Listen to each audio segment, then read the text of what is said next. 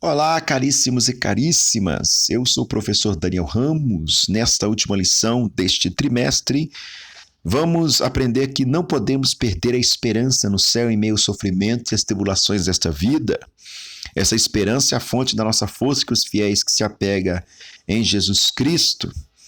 É a garantia da nossa esperança, é o fato de que o Espírito Santo nos fortalece, renova e confirma a esperança, a eterna herança do nosso Deus. E que essa esperança que teve o apóstolo Paulo seja também a nossa.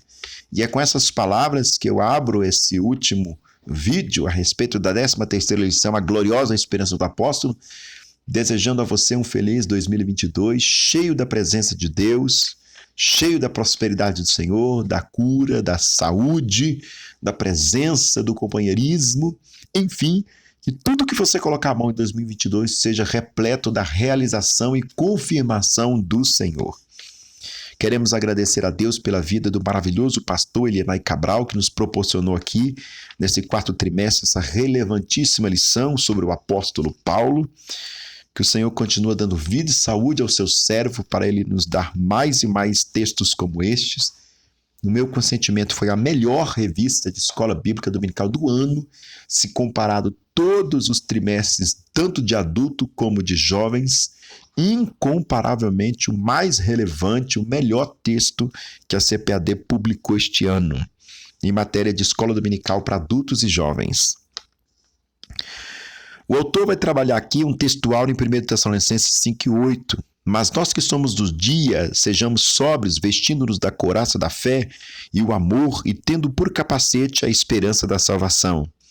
A verdade prática dessa belíssima e última lição, a esperança gloriosa da volta de Jesus, traz sobriedade sobre as nossas vidas e disposição para exercer a fé e o amor em esperança. Ele vai trabalhar aqui alguns 14 versículos como leitura bíblica em classe, 2 Timóteo 4, do 6 ao 8, e depois 1 Tessalonicenses, capítulo 5, verso 1 ao 11. Ele trabalha a última lição, como trabalhou todas as outras, em 3 tópicos. E o primeiro, a consciência de Paulo diante da morte. É muito interessante essa perspectiva, uma vez que nós estamos em momentos finais de uma pandemia e muitos de nós estamos em luto. Vou até deixar aqui em cima do nosso vídeo um link sobre como viver o luto, essas coisas todas que deve ser vivido, né? O luto não é só perder um ente querido, também é perder um emprego, terminar um casamento, uma relação, enfim, essas coisas. Tudo isso a gente passa por luto, né? A gente acha que luto é só uma coisa da morte, mas toda perda, tudo aquilo que se encerra em nossa vida é um luto. Eu vou deixar aqui em cima para vocês assistirem ou compartilhar com alguém que precisa, aí fica a critério de vocês. Assistam, sim. Então vamos trabalhar aqui, que o Senhor possa nos dar graça, né, para que esse mal venha finalizar em nome de Jesus. O Espírito Santo que guiava o apóstolo Paulo em tudo o que fez, senti que o seu tempo de sua partida estava próximo, e nesse sentido o apóstolo via o seu martírio iminente como uma oferta apresentada sobre o altar de sacrifício. A oferta era o próprio Paulo martirizado sobre o altar do Evangelho. Meu Deus, que coisa mais linda. Deus abençoe o nosso pastor por nos proporcionar algo tão místico, tão bonito, né? Tão evangélico. Essa consciência clara que haveria de padecer pelo nome de Jesus não o permitiria ter medo, nem mesmo frustração diante da morte, como algumas pessoas achariam nos dias de hoje, né? Nesse cristianismo pós-moderno cheio de dupla honra, só vitória, bênção para tudo quanto é lado. Aqui a morte é um privilégio. Ser martirizado sobre o altar do Evangelho é um privilégio. É preciso ter a consciência de que, se não encontrarmos o Senhor por meio do arrebatamento da igreja, o encontraremos por meio da morte. Claro, se não vivermos o arrebatamento coletivo, viveremos o arrebatamento pessoal. Jesus vai voltar quando eu morrer, ou Jesus vai voltar quando a igreja for arrebatada. De um ou de outro eu vou participar. Por intermédio do Espírito Santo, nos preparemos para esse tempo em esperança. 1 Tessalonicenses 5, 13 a 11. Não com tristeza, né, mas com esperança. Nós consolamos uns aos outros assim, né? A respeito do grande encontro na eternidade. Agora o apóstolo faz uma análise da sua trajetória Ele combateu o bom combate. Desde quando Paulo teve o encontro com Cristo indo para Damasco, até o momento próximo da sua morte, muitas experiências ocorreram em sua vida. E é notória a total entrega do apóstolo, muitas perseguições, provações, injustiças, plantações e confirmações de igreja. De fato, o apóstolo entregou sua vida integralmente à causa do evangelho. Ele combateu o bom combate. Que combate estamos combatendo? Esta causa é nobre. Esta causa é a nobre causa do evangelho. Que o autoexame de Paulo seja exemplo para nós nos examinarmos também. Não se perca, queridos e queridas, que esses ventos de doutrina, de batalha espiritual, a batalha do crente é essa aqui, ó, é a batalha do evangelho. E quanto mais nós evangelizamos, mais nós entramos para dentro do terreno do inimigo. Mais nós estendemos o território celestial. Além de combater o bom combate, o apóstolo acabou a carreira e guardou a fé. Mais importante de que começar é a forma como terminamos a carreira. O apóstolo tinha consciência da carreira que percorreu e é da fé que guardou. Diante os anos de seu ministério, sua fé permaneceu pujante, robusta, o que permitiu olhar para a sua circunstância com atitude serena. Ele não desfaleceu, começou crente, viveu todo o seu tempo crente e finalizou crente. Embora não pudesse evitar a morte física, sabia que estar com o Senhor era uma coroação da sua trajetória. Temos confiança e desejamos antes deixar este corpo para habitar com o Senhor. 2 Coríntios 5:8. E partir e estar com Cristo, o que é incomparavelmente melhor. Filipenses 1:23. O apóstolo nos ensina que é preciso olhar para o futuro com a certeza do nosso galardão, enxergar pela fé que o nosso trabalho não é vão no Senhor. 1 Coríntios 15:58. Pois há uma coroa de justiça guardada para cada crente em Jesus. 2 Timóteo, capítulo 4, verso 8. Estamos na mão do justo juiz.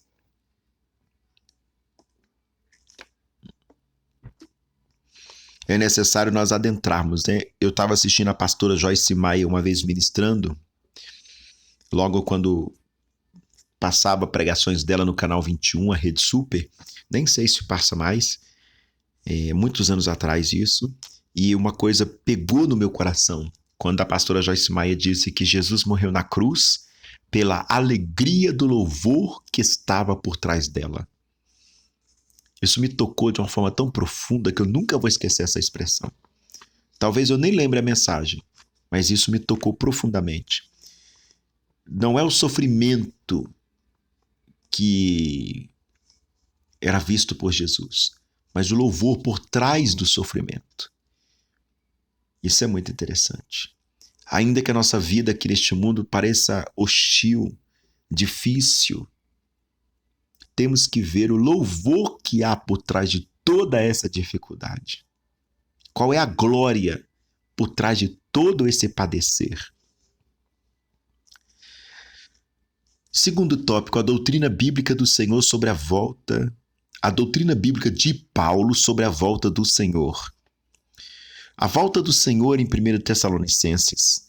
O capítulo 5 de 1 Tessalonicenses inicia com uma conjunção, mas, para retomar a ideia lógica do capítulo 4, em que Paulo fala sobre a ressurreição dos mortos em Cristo na mesma ocasião em que ocorrerá o arrebatamento dos vivos em Cristo. Assim, o capítulo 5 é a continuidade acerca dos assuntos da parousia. Para quem não sabe, parousia é a volta de Jesus, o arrebatamento. É uma palavra técnica da teologia, né? Ou seja, a volta do nosso Senhor, iniciado no capítulo 4. Ele explica já aqui. E as duas faces dessa vinda. A volta de Cristo se dará em duas fases. A primeira apenas para os salvos, em que o nosso Senhor virá nas nuvens para se encontrar com a sua noiva, a igreja. 1 Tessalonicenses, capítulo 4, versos 15 e 16. O apóstolo nos mostra que nesta ocasião, os mortos em Cristo ressuscitarão primeiro e os vivos serão arrebatados para estarem com o Senhor nos ares. Esta fase é invisível para o mundo, nenhum olho verá, somente os dos salvos. Entretanto, na segunda vinda do Senhor, todo olho o verá. Apocalipse, capítulo 1, verso 17. Será uma chegada em que o nosso Senhor descerá em glória e literalmente será visto pelo mundo todo e especialmente pelos judeus. Zacarias 14, verso 2 ao 3. Nesta ocasião, Jesus Cristo livrará pessoalmente a nação de Israel dos exércitos confederados pelo anticristo, desfazendo-os com o seu poder e vencendo o anticristo, o falso profeta e o diabo para implantar o reino do milênio. Apocalipse 19, versos 11 ao 16. Você viu que o pastor Elianai Cabral, ele termina a sua lição sobre a vida do apóstolo Paulo com uma pegada escatológica. É essa o viés que ele está trabalhando, a lição 13, a gloriosa esperança do apóstolo. Ele vai falar agora um pouco sobre a grande tribulação. Não passaremos pelo período do juízo divino, denominado de a grande tribulação. Claro que não. A Assembleia de Deus, ela é pré-tribulacionista, né? A Assembleia de Deus, ela crê assim. Eu sou assembleiano, também creio assim. A igreja de Nosso Senhor será retirada antes do período do derramamento do santo juízo, quando o anticristo instalar seu governo mundial, não estaremos mais aqui. Se bem que, na minha cabeça, enquanto teólogo, o anticristo ainda não instalou definitivamente o seu reino, mas ele já começou. Ele já começou. Quando o anticristo instalar o seu governo mundial, não estaremos mais aqui. E se ele não começou, ele está preparando para esse momento. Irmãos, estamos às vésperas do arrebatamento. Jesus está voltando, isso é fato. É mais do que ontem. Jesus está voltando. Ao final deste período, juntos de Cristo, contemplaremos a destruição do anticristo, do falso profeta, no lago de fogo. Apocalipse, capítulo 19, verso 20. Eu já disse para vocês que eu tenho uma playlist inteira a respeito do Apocalipse, comentando versículo por versículo, inclusive ensinando como que a gente lê o Apocalipse. Se eu lembrar, eu vou deixar aqui para vocês o link, tá bom? Se não, é só procurar lá na playlists, você vai ver lá, Introdução ao livro do Apocalipse. É só ler lá. Bom, esse ensinamento mostra aos Tessalonicenses, bem como a igreja atual, no vale, que vale a pena confiar e esperar a volta do Senhor. Ou seja, esse ensinamento para a igreja tessalônica ou tessalonicense ensina para eles quanto para nós que vale a pena. Eu não vou nem comentar muito isso aqui não, irmãos, porque tá tão mastigadinho, tá tão coisa para neném, que não tem necessidade de comentar. Alguém vai perguntar assim... vai ter salvação depois do arrebatamento da igreja? Vai ter, porque a Bíblia diz que Israel evangelizará o mundo, né? Se eles evangelizarão o mundo reconhecendo que aquele que eles crucificaram era de fato o Messias, então vai ter, sim, conversão. Com certeza. Terceiro tópico. Mas eu não quero estar aqui para estar. Não quero estar aqui para esse momento. Eu quero estar na glória com Cristo e você também devia. Terceiro tópico, dos tempos e das estações até a volta do Senhor. Uma atenção à expressão dos tempos e das estações. Ele vai trabalhar exatamente esse contexto aqui agora. Caríssimos e caríssimas, os termos tempos e estações também foram usados pelo Senhor Jesus Cristo em seu último discurso aos seus discípulos, logo depois da ressurreição. Não vos pertence saber o tempo e as estações que o Pai estabeleceu pelo seu próprio poder. Atos 1:7. Tanto os termos em 1 Tessalonicenses quanto em Atos dos Apóstolos trazem a noção da iminência volta do Senhor. Por isso devemos viver com vigilância em todo o tempo, não procurando adivinhar datas ou períodos, pois não sabemos o dia e nem a hora que o nosso Senhor há de voltar. Agora ele vai trabalhar a perspectiva de uma dimensão do Espírito, uma dimensão do porvir, ainda dentro de tempos e estações até a volta do Senhor. Entretanto, as Escrituras Sagradas mostram que o derramamento do Espírito Santo em Pentecostes anuncia os últimos dias. Atos 1:5, Joel 2:30. Ora, o Espírito na vida da igreja é um anúncio de que brevemente o Senhor Jesus voltará. Não por acaso, em Atos 11, há esta gloriosa promessa. Varões galileus, por que estáis olhando para os céus? Esse Jesus que dentre vós foi recebido no céu, há de vir assim como para o céu o viste ir. Como pentecostais clássicos, a promessa do batismo do Espírito Santo, com a evidência de falar em línguas, deve estar em nossos lábios. Preguemos sobre isto. Estimulemos a igreja a buscar essa promessa. Todavia, a promessa da bendita esperança deve estar em nossa proclamação. Não deixemos de dizer: Jesus em breve voltará. A igreja de Cristo nasceu no fogo e debaixo da promessa de sua volta. Atos capítulo 1, verso 8 e verso 11.